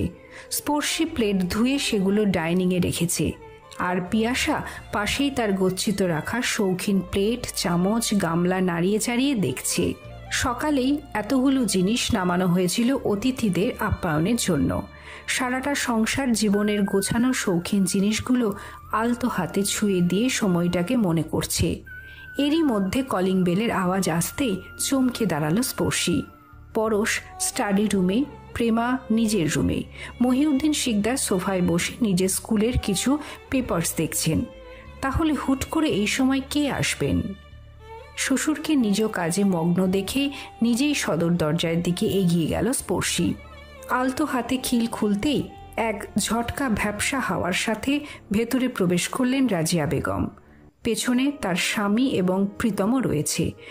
ডান ভুরুটা খানিকটা কুঁচকে তাদের উদ্দেশ্যটা বুঝতে চাইল স্পর্শী। প্রীতমের লাল হওয়া চোখ সাথে উস্কো খুস্কো চুল দেখেই ঘটনা আঁচ করতে পারল সে। মিষ্টি হেসে সালাম দিয়ে ভেতরে আসতে বলে সোফায় বসতে দিলেন। ইতিমধ্যে মঈউদ্দিন শিকদারও অবাক হয়ে গিয়েছেন। বিকেলে ঘটা ঘটনার আংশিকও তিনি বা পরশ কেউই কিছু জানেন না। স্পর্শী আলতো হেসে রান্নাঘরে এলো। পিয়াসার দিকে তাকিয়ে দাঁত বের করে হেসে বলল, ও মা, তোমার মেয়ের বিয়েতে বুঝি রাতের মধ্যেই হয়ে যাবে? দ্রুত যাও, তোমার কুটনি বেয়ান এসেছে। বলেই দ্রুত চুলা ধরালো স্পর্শী। ত্রস্ত হাতে ফ্রিজ থেকে ডিম নিয়ে পুনরায় চুলার কাছে গেল। অবাক হয়ে তাকিয়ে রইলেন পিয়াসা। ভেবেছিল হয়তো আলতাফ বা তার বউ এসেছে, কিন্তু হুট করেই অনাকাঙ্ক্ষিত কারোর আগমনে দুরু দুরু বুক নিয়ে ড্রয়িং রুমে গেলেন। হয়তো বিয়েটা ভাঙতে এসেছে তারা। 5 মিনিটের মধ্যেই নাস্তার ট্রে নিয়ে সবার সামনে হাজির হলো স্পর্শী। কিছু ফল, চা, বিস্কিট আর ডিম নিয়ে তাদের আপ্যায়নের ব্যবস্থা করল। এতক্ষণে মুখ খুলল রাজিয়া বেগম। হঠাৎ কেন এসেছেন এই প্রশ্নে এতক্ষণ হেয়ালি করে সবার সাথে মজা করে বলছিলেন আত্মীয়দের বাড়িতে কি আসা যায় না, কিন্তু এখন সত্যটা সবার সামনে প্রকাশ করা উচিত। তার বাম পাশে প্রেমা বসে রয়েছে। এখানে এসেই পিয়াসাকে দিয়ে প্রেমাকে আনিয়েছে। হুট করে স্পর্শীর হাত ধরে নিজের পাশে বসালেন রাজিয়া। তারপর হেসে বললেন, দেখো না মা, প্রীতমটা আমার ভুল বুঝেছে। সকালে ভুল করে তোমার স্বামীর সাথে মেয়েটার বিয়ের কথা বলেছিলাম। জানার পর তো সবটা চুকেই গিয়েছিল। আমি তো ব্যাস ওই মজার ছলেই বেয়ানার তোমার সাথে রসিকতা করেছিলাম। তোমার পরিবারে আমি কে নাক গলানোর? তাও ক্ষমা চাচ্ছি আমি। দেখো না, প্রীতমটা আমার বাড়ি ঘর ভেঙে চুরে লণ্ডভণ্ড করে দিয়েছে। আমি নাকি ওর সাথে প্রেমার বিয়েটা ভেঙেছি। ওকে এত বললাম, বিশ্বাসই করলো না। আরে বাবা, প্রেমা মাকে তো আমিও খুব পছন্দ করি। কবে কিনা কি হয়েছে সেটাতে তো আর ওর দোষ নেই। তাই বলে ও নাকি প্রীতমকে আংটি ফিরিয়ে দেবে বলেছে। তুমি একটু বোঝাও না ওকে। আর বেয়ান, আপনিও মজা বোঝেন না। স্পর্শী মাও তো আমার কাছে প্রেমার মতোই। ওকে খারাপ চোখে দেখবো কেন আমি? তাই না মা? তুমি কিছু মনে করো না। হ্যাঁ। আলতো হাসলো স্পর্শী, বলল, আরে না না আন্টি, কি মনে করব আমিও তো মজাই করছিলাম। আর তাছাড়াও আমার শাশুড়ি তো খুব ভালো। হুট করে আপনার মধ্যে অন্যদের মতো টিপিক্যাল শাশুড়ি দেখে বেশ মজা করতে ইচ্ছে করছিল, তাই করেছি। আমি কিছু মনে করিনি। ভুরু কুচকে স্পর্শীর দিকে তাকিয়ে আছে পরশ। কি এমন হয়েছে যে সে জানে না? আর স্পর্শীও তাকে বলেনি কেন কিছু?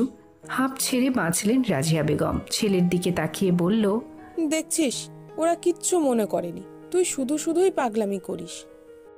প্রীতম আগের মতোই নীরব হয়ে রইল। তারপর মাকে কিছু একটা ইশারা করতেই রাজিয়া বেগম উত্তেজিত হয়ে পুনরায় বললেন, ও হ্যাঁ হ্যাঁ, আসলে কি বলুন তো, আমরা বিয়ের তারিখটা ঠিক করে ফেলেছি। পরশু শুক্রবারেই বিয়েটা সারা যাক। যত দেরি করব ততই ঝামেলা বাড়বে। তার থেকে বরং শুক্রবারে সব ঝামেলা শেষ করা যাক। টান টান হয়ে সোফায় বসে পড়ল পরশ। সকল নীরবতাকে ভেঙে বলল, কিন্তু এত তাড়াতাড়ি কি করে হয়? গোছগাছেরও তো সময় লাগবে একটা। তাল মেলাতে গিয়ে ছেলের দিকে তাকিয়ে বেঁকে বসলেন রাজিয়া বেগম। বললেন, আরে কাল সারা দিন রাত তো আছে। আর শুক্রবারে না হয় কাবিনটা করে হুজুর ডেকে বিয়েটা করিয়ে নিলাম। অনুষ্ঠান ধীরে সুস্থেও করা যাবে। তাল মেলালো স্পর্শী, বলল, হ্যাঁ তাই তো, যত তাড়াতাড়ি হয় ততই মঙ্গল। আর প্রেমা বিকেলে একটু রেগে গেছিল, ও বিয়েতে রাজি আছে। আপনাদের কিচ্ছু চিন্তা নেই। রাত 11:30। হাত মুখ ধুয়ে সবেমাত্র শুতে এসেছে স্পর্শী। এরই মধ্যে বালিশের নিচে থাকা ফোন বেজে উঠল। ওঠাতে স্ক্রিনের ওপর খালামণি লেখাটা চোখে পড়ল। এ যেন ঘুমানোর আগে ঘুম পাড়ানি গানের সুর। মিষ্টি হেসে কানে নিতেই ওপাশ থেকে বিপাশার থমথমে সুর ভেসে আসলো। সাময়িকভাবে হতভম্ব হয়ে গেল স্পর্শী। নোয়ানো কণ্ঠে জিজ্ঞেস করল, কি হয়েছে খালামণি? তুমি এমনভাবে কথা বলছো কেন আমার সাথে? রেগে গেলেন বিপাশা। কণ্ঠে তেজ এনে বলল, তোকে ছোটবেলায় আমার কাছে রাখা মোটেও ঠিক হয়নি। এখন পান থেকে চুন ঘষলেই সবাই আমার খুঁত ধরে, সবাই আমাকে কথা শোনায়। আমি তোকে শিক্ষা দিতে পারিনি। তুই এতটা স্বার্থপর কি করে হলি মা? তোকে তো এতটাও কঠোর হতে বলিনি আমি। স্পর্শী উনি তোর বাবা, তোকে জন্ম দিয়েছেন উনি। যাই হয়ে যাক না কেন তার তো কোনো দোষ নেই। তোর শ্বশুরবাড়ির সবাই যেমন তাদের সন্তান হারিয়েছে, মেয়ের ইজ্জত হারিয়েছে, তেমনই তোর বাপের বাড়ির লোকও তাদের জলজ্যান্ত দুটো জোয়ান ছেলে হারিয়েছে। হোক না তারা খারাপ, হোক না দোষ তাদের, কিন্তু তাদের বাবা মায়ের কাছে তো তারা সোনার ছেলে, তাদের নারী ছেঁড়া ধন। তোর ভাই স্পর্শী, এতদিন ঢাকায় ছিলি, পিরোজপুর যাসনি, তোর বাবার বাড়ির সাথে কোনো কন্ট্যাক্ট রাখিসনি, ভালো কথা। আমি বলার পরেও কারো কাছ থেকে কোনো সাহায্যও নিসনি, সেটাও ভালো কথা। সব ভুলে ঢাকায় থাকতি, তাও কখনো আমি তোকে সর্দার বাড়ির কারো কথা বলতাম না। কিন্তু এখন তো তুই পিরোজপুরই আছিস। ওই অসুস্থ বিছানায় পড়া অবয়স্ক মানুষটাকে কি একবারের জন্যও দেখে আসতে পারিস না, যে কিনা প্রতিটা সেকেন্ড দুকে দুকে মরে? কি কপাল ওনার, তিনটা সন্তান, অথচ তাকে দেখার কেউ নেই। বড় ছেলেটা খুন হলো, আর মেয়ে দুটো তাকে তো দূর, তার বাড়ির ধারের কাছেও ঘেঁষে না। স্পর্শী, উনি তোর জন্মদাতা পিতা, তোর কি একটুও মায়া করে না ওনার জন্য? ছলছলে চোখ নিয়ে ফোনের ওপ্রান্তের বলা কথাগুলো শুনল স্পর্শী। তারপর কণ্ঠে কাঠিন্য এনে বলল, সত্যি কথা বলবো খালামণি, আমার ওনার জন্য একটু মায়া করে না। যতটুকু আছে সেটা দায়বদ্ধতা, বাস্তবের দুয়ারে দাঁড়ানোর কারণে সামান্য অনুভূতির জাগরণ। কেন জানো? কারণ উনি আর আমার মধ্যে ওই সব মেয়েদের মতো সম্পর্ক নেই যারা তাদের বাবার হাত ধরে বড় হয়, তাদের কাঁধে চড়ে বিমানে ওড়ার স্বপ্ন দেখে। বিশ্বাস করো, যতটুকু মায়া আমার খালুর জন্য আছে তার ছিটে ফোঁটা ওনার জন্য নেই। কেন থাকবে বলো তো? আরে বাবা, তোমরা বুঝতে পারছো না কেন? বাস্তবতার চেয়ে বেশি আর কিচ্ছু আশা করছো না আমার কাছে। আমি বড় হয়েছি ওনার থেকে অনেকটা দূরে, বুঝতে শিখেছি অন্যের হাত ধরে, যেখানে বাবা নামক শব্দটা শুধুমাত্র নিজের বায়োডেটায় লাগতো। ব্যাস, ওই বাবা নামক শব্দটুকু এখন পর্যন্তই সীমাবদ্ধ। আর যাই হোক, উনি আমার বাবা, সামান্য হলেও টান রয়েছে আমার। আমি জানতাম না উনি অসুস্থ, কালকেই যাচ্ছি ও বাড়ি। জোরে দম ছাড়লেন বিপাশা, শান্ত কণ্ঠে বলল, তোর শ্বশুর বাড়িতে আবার সমস্যা হবে না তোমা? আমি কারো ধার ধারি না, যেতে মন বলেছে যাব। এতে যদি কাল ও বাড়িতে যাওয়া আমার সংসারের জন্য সমাপ্তি হয়, তাও যাব। রাখছি, ঘুমাবো। তাতে তোমার সামান্যতম কষ্ট হবে না, তাই না? চমকে পিছনে ফিরল স্পর্শী। দরজার সামনে দাঁড়িয়ে হাসি মুখে কথাটা বলল পরশ। মুহূর্তেই অস্বস্তিতে ভেসে গেল স্পর্শী। আমতা আমতা করে বালিশ ঠিক করতে করতে বলল, কিসের কষ্ট আর কি সব বলছেন আপনি? ত্রস্ত পায়ে ভেতরে ঢুকল পরশ। আলতো হাতে স্পর্শীর দুই বাহু ধরে বিছানায় বসালো। তারপর কিঞ্চিত হেসে বলল, জানো তো স্পর্শিয়া, সম্পর্কের সেই শুরু থেকেই তোমার পক্ষ থেকে সবসময় একটা গা ছাড়া ভাব লক্ষ্য করেছি আমি। ফোন দিয়ে কথা বললেও তুমি খুশি ছিলে, না বললেও খুশি ছিলে। কখনো নিজে থেকে আমার খোঁজ নিতে চাওনি। আমি তোমার কাছ থেকে কিংবা দূরে সরে যাই এমন কিছুতেই তোমার কিচ্ছু যায় আসে না। আমার জন্য কোনো আলাদা অনুভূতি কখনো লক্ষ্য করিনি তোমার মাঝে। আমার বিপদেও কখনো তোমায় ভেঙে পড়ে দিশেহারা হয়ে যেতে দেখিনি। আবার আমার সুখেও কখনো ততটাও প্রফুল্ল হতে দেখিনি। শুধু কি দেখেছি জানো? প্রয়োজন দেখেছি। একাকিত্বের বেদনাকে মোছার জন্য শুধুমাত্র আমার কাছে আসতে দেখেছি। তোমার একটা পরিবার সংসারের অভাব দেখেছি, আর সেজন্যই আমাকে তোমার পারফেক্ট মনে হয়েছে দেখি জড়িয়েছ আমার জীবনের সাথে। এর থেকে আলাদা অনুভূতি কখনো তোমার মধ্যে দেখিনি আমি। এরকমটা কেন হলো বলো তো? আমি তো এমনটা কখনো চাইনি। একজন নরম স্নিগ্ধ বাচ্চামো আবদারের ভরপুর একজন স্ত্রী চেয়েছি। তাই বলে তুমি ভেবো না তোমার এই কঠিন সব কিছুতে নির্ভয়ে এগিয়ে যাওয়াতে খুশি না আমি। অবশ্যই খুশি। আমি চাই আমার স্ত্রী একদম স্বাধীন থাকুক, প্রতিটা বিপদে দাবানলের মতো দ্রুত এগিয়ে যাক। কিন্তু তাই বলে এতটা পাষাণ কিভাবে মানব আমি? পৃথিবীর পুরো মানুষের সামনে একজন নারী পর্বতের মতো মাথা উঁচু থাকলেও দিন শেষে তার স্বামীর বুক অবধি মাথাটা রাখা উচিত। প্রতিটা বিপদে আপদে ভালোবাসায় অভিমানে স্বামীর বুকে মাথা রেখে অঝরে কান্না করা, নানা রকম বাচ্চামো আবদার করা, দিন শেষে সকল অভিযোগ করা, ব্যাস এইটুকুই তো চেয়েছি। কিন্তু তুমি কি করেছ? প্রতিটা বিষয়ে আমাকে জানানো তো দূর, নিজে সবার আগে সেখানে পড়ছ। তোমার যেটা ভালো মনে হচ্ছে সেদিকেই চলছ। আমার সামান্য পরামর্শটুকুও নেওয়ার প্রয়োজন বোধ করছো না।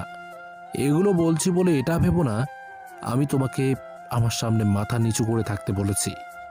একদম এটা চাইছি না আমি। শুধুমাত্র কিছু আবদার চাইছি তোমার কাছে, যেগুলো একজন স্বামী তার স্ত্রীর কাছে করে থাকে। এই যে তুমি প্রতিটা কথায় সবাইকে বলে বেড়াও তোমার যা ইচ্ছে তাই করবে, কেউ তোমাকে বাধা দিতে পারবে না, আর দিলেও সে সম্পর্ক তুমি রাখবে না। এটা করে কি বোঝাতে চাইছো তুমি?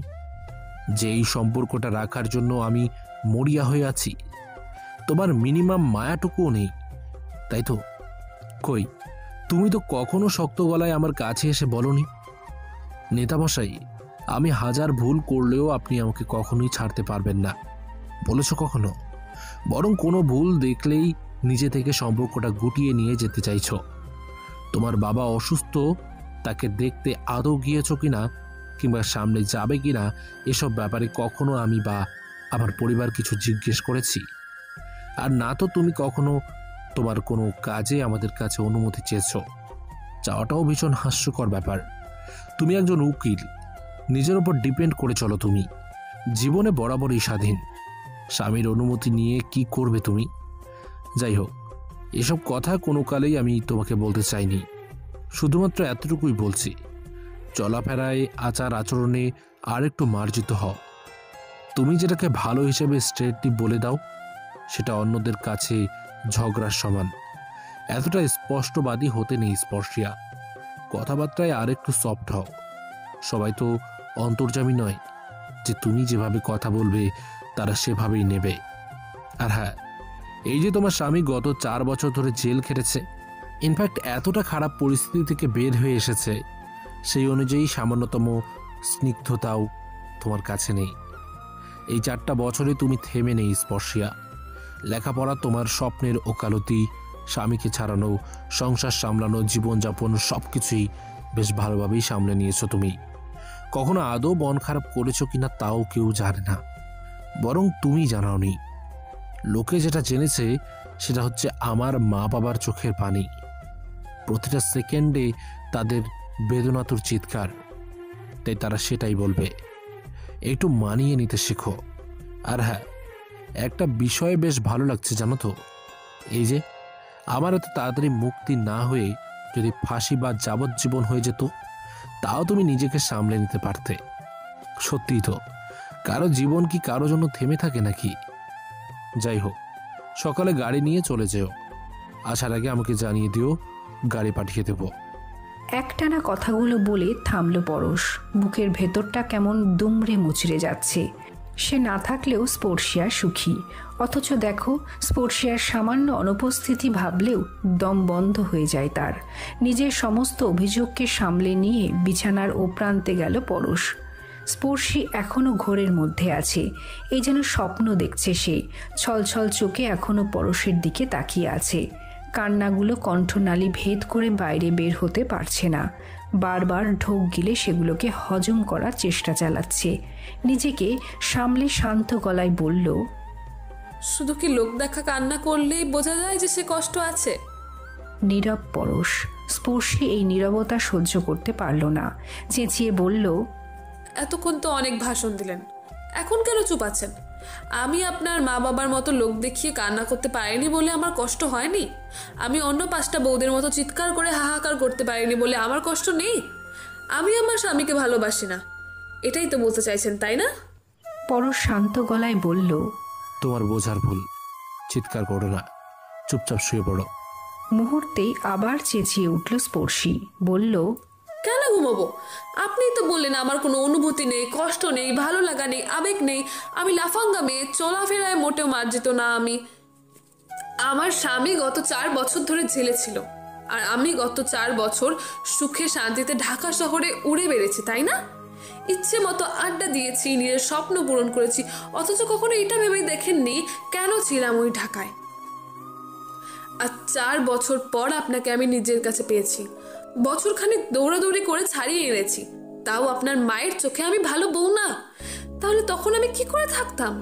আরে আপনার পরিবার তো দূর, আপনি নিজেও তো আমার থেকে মুখ ফিরিয়ে নিয়েছিলেন, আমায় নিজের পরিবারের চোখেও দেখতে পারেননি। সকল ভুলে থাকার কারণটা আমি ছিলাম, তাই না?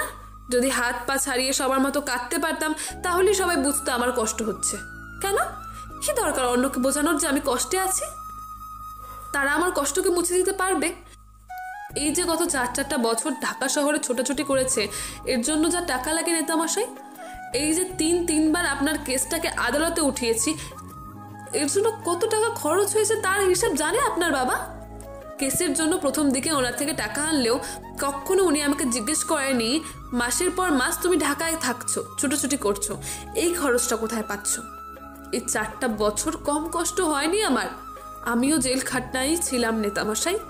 সেই ভোর রাতে ওঠার পর থেকে চাকরিতে যাওয়া, নিজের লেখাপড়া সামলানো, সংসার সামলানো, নিয়ম করে আপনাকে দেখতে যাওয়া, পড়ার খরচ সামলানো, এমনকি আপনার কেসের শেষের দিকে যাবতীয় সব খরচ সামলাতে হয়েছে আমায়। এত এত ব্যস্ততার মাঝেও না কাদার সময়টুকু পেতাম না আমি। আর দেখুন, আজ প্রতিটা ক্ষণে ক্ষণে আমাকে এসব আজগুবি প্রশ্নের সম্মুখীন হতে হচ্ছে। ঠিকই বলেছেন আপনি, আমার একাকিত্বের অভাব নেই, আর সেই কারণেই আপনার সাথে জড়িয়েছি আমি।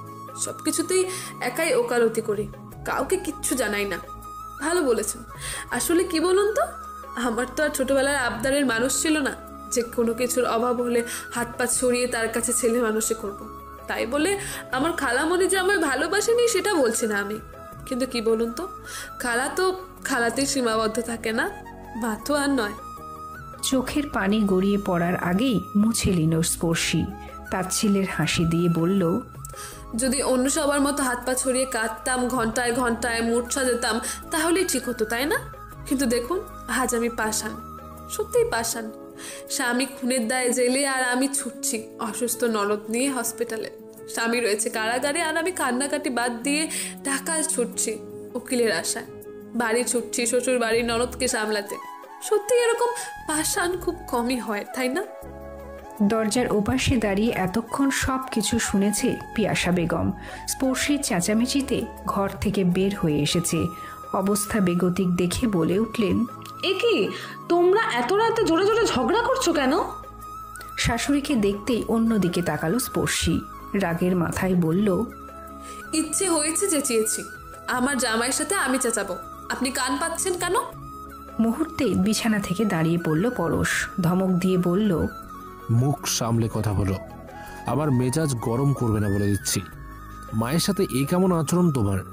নিজের মা নেই বলে শাশুড়িকে তো আর মা ভাবতে পারছো না, তাই বলে এতটুকু সম্মানও কি দিতে পারো না? মিয়ে গেল স্পর্শী। রাগের মাথায় বলে ফেলেছে, এখন এখানে থাকলে রাগ আরও বাড়বে। কাউকে কিচ্ছু না বলেই চুপ করে রুম থেকে বেরিয়ে গেল। ভীষণ হতাশ হলেন পিয়াসা বেগম। ছেলের উদ্দেশ্যেই ঝাঁঝালো স্বরে বলে উঠল, দিলি তো মেয়েটাকে লাগিয়ে, জানিস ও একটু জেদি, তাই বলে এভাবে ধমক মারলি কেন? অবাক হয়ে তাকিয়ে রইল পরশ।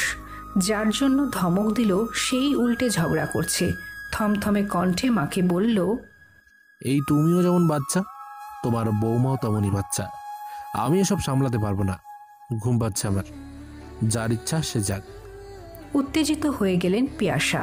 করুণ কণ্ঠে বলল, যদি রাগ করে বাড়ি ছেড়ে চলে যায়, ও বাবা দেখ না মেয়েটা কোথায় চলে গেল, আমার জন্যই তো যত ঝামেলা হচ্ছে। পরশ কোনো কিছু না বলেই বিছানায় শুয়ে পড়ল। পিয়াসা বেগম হতাশ হয়ে নিজেই খুঁজতে লাগলেন স্পর্শীকে। ড্রয়িং রুমে লাইট বন্ধ, চারিদিকে ধুধু অন্ধকার। পরশের রুম থেকে আসা আলোর ফালিটা সোফার উপর বসে থাকা স্পর্শীর অবয়বকে দেখালো। আলতো পায়ে সিঁড়ি হাতড়ে হাতড়ে স্পর্শীর পাশে গিয়ে বসলেন। তারপর করুণ কণ্ঠে বললেন, আমি খুব খারাপ শাশুড়ি, তাই না? তুমি না বললেও আমি জানি, কিন্তু তাই বলে ছেলেটার তো কোনো দোষ নেই, ওর সাথে ঝগড়া করো না মা। স্পর্শী ডুকরে কেঁদে উঠল। ভালো লাগছে না কিছুই, খুব কাঁদতে ইচ্ছে করছে। পিয়াসা আলতো করে জড়িয়ে ধরে বাচ্চামো গলায় বলল, পরশ কি বেশি বকাঝকা করেছে তোমায়? আমায় বলো, দু মা মেয়ে মিলে নাকে দড়ি বেঁধে ঘোরাবো, তুমি না পারলে আমি শিখিয়ে দেব। তোমার শ্বশুরকে তো সেই কবে থেকে ঘোরাচ্ছি, আমার অভ্যাস আছে, শিখবে তুমি? আচমকা হেসে উঠল স্পর্শী। 50 নারীর মুখে এমন বাচ্চামো কথা শুনলে কার না হাসি পায়। রাত 12:30। পরশ কাত হয়ে ওপাশে ফিরে ঘুমিয়ে আছে। আলতো পায়ে কোনো শব্দ না করে এপাশে শুয়ে পড়ল। প্রতিদিন ওই প্রশস্ত বুকটায় আদুরে বিড়ালের মতো লেপ্টে থেকে ঘুমায় স্পর্শী। রাতের ঘুমের মধ্যে সামান্য দূরে সরলেও দুহাত দিয়ে কোমর টেনে নিজের সাথে মিশিয়ে নেয় পরশ। অথচ আজ কত দূরে শুয়ে আছে, আর পরশ তাকে ছাড়াই ঘুমিয়ে পড়েছে। আচ্ছা, সে কি খুব বেশি পাষাণ হয়ে গেছে, যার কারণে নেতামশাইয়ের এই অভিমান? ডুকরে কেঁদে উঠল স্পর্শী।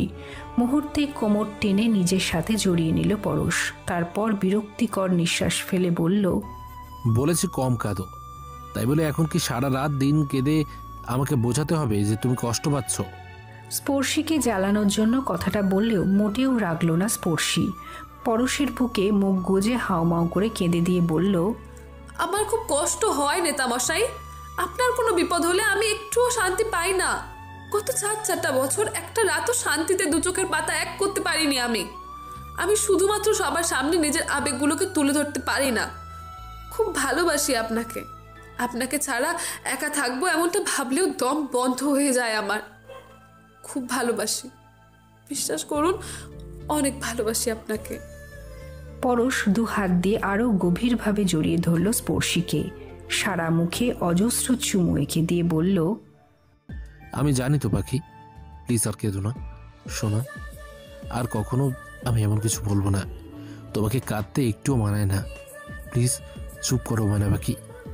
সকালের শুভ্রতা মাখানো আলোর রেশ চোখে বিঁধতেই চোখ কুঁচকে ফেলল স্পর্শী।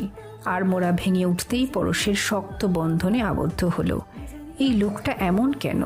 প্রতিদিন সকালবেলা বিছানা থেকে উঠতে গেলে কমপক্ষে আধ ঘন্টা তার সাথে যুদ্ধ করতে হয়। সজাগ থাকাকালীন ছাড়তেই চায় না। শেষে হার মেনে ওভাবেই শুয়ে থাকে স্পর্শী। পরশ পুনরায় ঘুমের ঘোরে যেতেই দ্রুত উঠে পড়ে। ফ্রেশ হয়ে আয়নার সামনে মুখ মুছতে দাঁড়াতেই কেমন অদ্ভুত লাগলো স্পর্শীর। আগের থেকে শরীরে যেন উজ্জ্বলতা ফিরে এসেছে। মুখটা ফুলে ফুলে গোলুমলু হয়ে গেছে। চেহারাটাও যেন বেশ সুন্দর লাগছে। নিজের প্রতি এক অদ্ভুত মায়া খুঁজে পেল স্পর্শী। এ যেন কোনো মায়ার রাজ্য। গায়ের 3 পিসের দিকে তাকিয়ে বৃত্তৃষ্ণা লাগলো। ধীর পায়ে আলমারির কাছে গেল। অনেক খুঁজে একটা কলাপাতা রঙের শাড়ি বের করলো। ভীষণই হালকা এবং নরম কাপড়টা। দুহাত দিয়ে গায়ের সাথে জড়িয়ে ধরল। তারপর নিজেই নিজেকে বলল, হ্যাঁ স্পর্শিয়া, শাড়িটা ভীষণ সফট। তুই পরে পরে অবশ্যই আরাম পাবে। আজকে এটাই পরে ফেল। সকাল সবে 8টা। ডাইনিং টেবিলে রুটি সাজিয়ে রাখছে স্পর্শী। কিছুক্ষণের মধ্যেই সবাই হাজির হলো। হঠাৎই সিঁড়ি দিয়ে নামতে গিয়ে থমকে গেল পরশ। সামনেই শাড়ি পরিহিতা রমণীটি ব্যস্ত পায়ে রান্নাঘরে যাচ্ছে তো আসছে। ফর্সা শরীরটা যেন পাতার মধ্যে দিয়ে উঁকি মেরে দেখছে তাকে। উফ, এখন তো একটা দুটো চুমু খেতেই হবে। কিন্তু ভরা সমাজে নিজের ইচ্ছেটাকে দমন করে নিল পরশ। ত্রস্ত পায়ে আর চোখে তাকাতে তাকাতে চেয়ারের পাশে এলো। অন্যদিকে তাকিয়ে স্পর্শীর উদ্দেশ্যে চেপে বলল, সকালের নাস্তা খাওয়ানোর আগেই এমন ক্ষুধার্ত বানানোর প্ল্যানটা একটু ভালো ছিল না পাখি। এখন এই শুকনো রুটি তো গলা দিয়ে আর নামবে না। আমার কিছু ঠান্ডা ঠান্ডা খাবার চাই। চমকে উঠল স্পর্শী। আশেপাশে তাকিয়ে চোখ রাঙিয়ে বলল, আচল ছাড়ুন নেতামশাই, আপনি কিন্তু আমাকে টিজ করছেন। একদম ইফটিজিং এর মামলায় ভাসিয়ে দেব। খুব করে কেশে শাড়ির আঁচল ছেড়ে দিল পরশ। কণ্ঠকে খাদে নামিয়ে বলল, তুমি এক গণ্যমান্য নেতাকে অপমান করছো স্পর্শিয়া। সিরিয়াসলি, আমি কখনোই এমন ছিলাম না। সর্দার বাড়ি। আজ বহু বছর পরে বাড়িতে পা রাখছে স্পর্শী। বাড়ি থেকে বারবার বলা সত্ত্বেও গাড়ি নিয়ে আসেনি সে। সিএনজি করে গেটের কাছে থামতেই দারোয়ান গেট খুলে দিল। বাড়িটাতে আগের সেই উৎসব আমেজ মোটেও নেই। কেমন মরা বাড়ির মতো পড়ে রয়েছে। সদর দরজায় ঢুকতেই পুনরায় থমকে গেল স্পর্শী। ভেতরটা একদম থমথমে। মনে হচ্ছে যেন প্রাণহীন কোনো বাড়ি। রাজনীতি, এই রাজনীতি যেমন হুট করে কাউকে আকাশ ছোঁয়া সম্মানীয় করে দেয়, ঠিক তেমনি আবার সেখান থেকে টেনে মাটিতে ছুঁড়ে মারতে পারে। রান্নাঘর থেকে সোনালী বেগম বের হতেই স্পর্শীকে দেখলেন। আচমকায় ভীষণ খুশি হয়ে উত্তেজিত হয়ে সবাইকে ডাকতে শুরু করলেন। আওয়াজ শুনে ডান পাশের রুম থেকে দুজন শক্তপোক্ত যুবক বের হলো। স্পর্শী তাকেই চিনতে পারল এদের। এরা রিহান, জিহান। যদি সর্দার বাড়ির ছেলে মেয়েদের মধ্যে কেউ বেঁচে থাকে তাহলে এই দুজনই রয়েছে। বড় ছেলে দুটো তো কবেই খুন হলো, আর মেয়ে দুটো থেকেও নেই। আলতো হেসে সবার সাথে কুশল বিনিময় করে নিল স্পর্শী।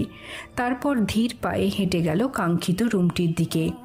শামসুল সর্দারের রুমে ঢুকতেই অবাক হয়ে গেল। সামনেই বিছানায় পড়ে আছে বাবা নামক লোকটি। সেই তেজ, সেই শক্তপোক্ত শরীর কোনোটাই নেই।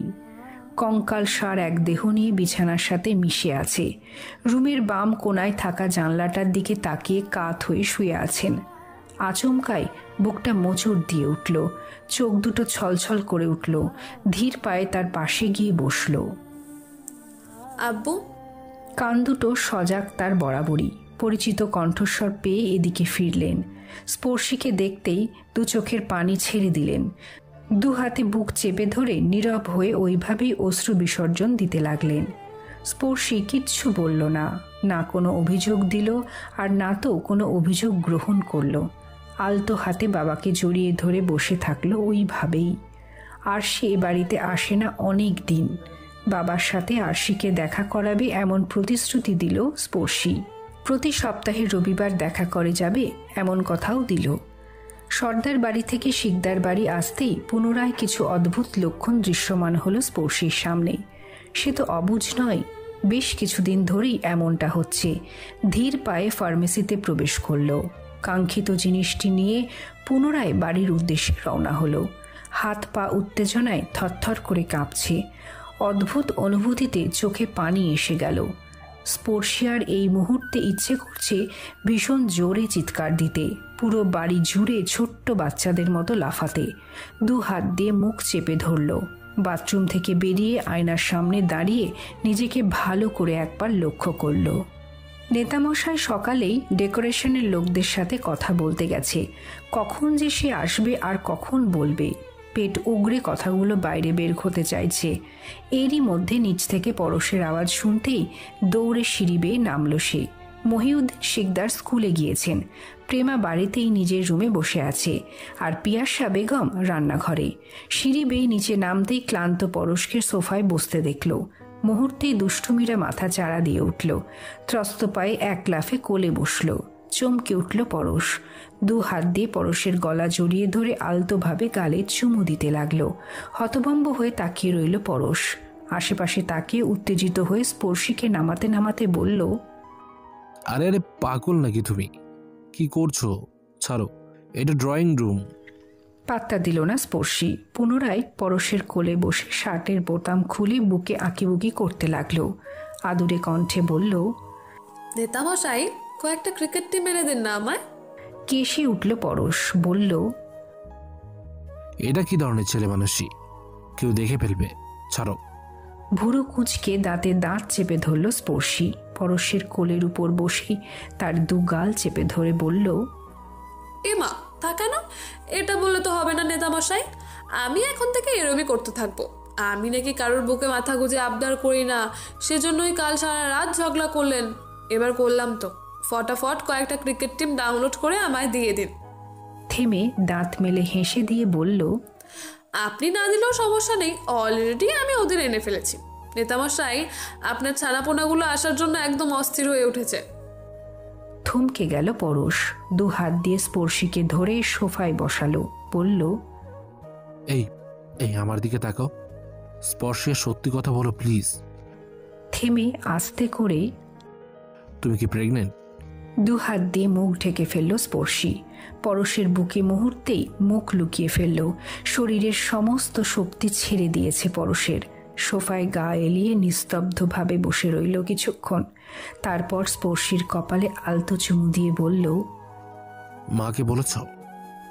না, এখনো কাউকে জানাইনি। বলে আসো। স্পর্শীকে রান্নাঘরে পাঠিয়ে শান্ত চিত্তে বাড়ি থেকে বের হয়ে এলো পরশ। ধীর পায়ে হেঁটে গেল গোরস্থানের দিকে। নির্দিষ্ট কবরটার পাশে বসে দু হাত দিয়ে ছুঁয়ে দিল সিক্ত মাটি। সকল উত্তেজনা অনুভূতিকে ছুঁড়ে ফেলে দিয়ে ফিসফিস করে বলল, ভাই শুনছিস? তোর বাবুর আম্মুর ছোট্ট একটা বাবু আসছে, খুশি হয়েছিস তুই? রান্নাঘরের সামনের দরজায় হেলান দিয়ে দাঁড়ালো স্পর্শী। রান্না করতে থাকা পিয়াসার উদ্দেশ্যে বলল, আচ্ছা মা, আপনার একা একা লাগে না? বুঝতে পারলেন না পিয়াসা। জিজ্ঞাসু দৃষ্টিতে তাকাতেই স্পর্শী বলল, এই যে অন্য সব শাশুড়িরা ছেলের বিয়ের সাথে সাথে বউকে বলে, বৌমা দ্রুত কয়েকটা নাতি নাতনি নিয়ে আসো, আমার একা একা ভালো লাগছে না, আপনার এমন মনে হয় না? বোকা বনে গেলেন পিয়াসা। বললেন, তা কেন মনে হবে না? নাতি নাতনি আসলে কে না খুশি হয়। মুহূর্তে উৎফুল্ল স্পর্শী বলল, আমি জানতাম তো, আর সেজন্যই আপনি বলার আগেই নাতি নাতনি নিয়ে হাজির হয়ে বসে আছে। আপনি জানেন আপনার ছেলে দ্রুতই গোটা কয়েক বাচ্চার বাপ হতে যাচ্ছে। চোখ বড় বড় করে ফেললেন পিয়াসা। উত্তেজিত হয়ে চুলা বন্ধ করে স্পর্শীর কাছে এলো। দ্রুত তাকে সোফায় বসিয়ে বলল, কবে হলো? আমাকে বলনি কেন আগে? কমাস চলছে? মেজাজ বিগড়ে গেল স্পর্শীর। বলল, 7.5 মাস। মুহূর্তেই হেসে ফেললেন পিয়াসা। পুরো বাড়ি জুড়ে সুখ পাখিরা আনন্দ বিরাজ করছে। দীর্ঘ কত বছর পর শিকদার বাড়ির সুখের মুখ দেখল। জনে জনে স্পর্শীকে পারছে না তো মাথায় তুলে রাখতে।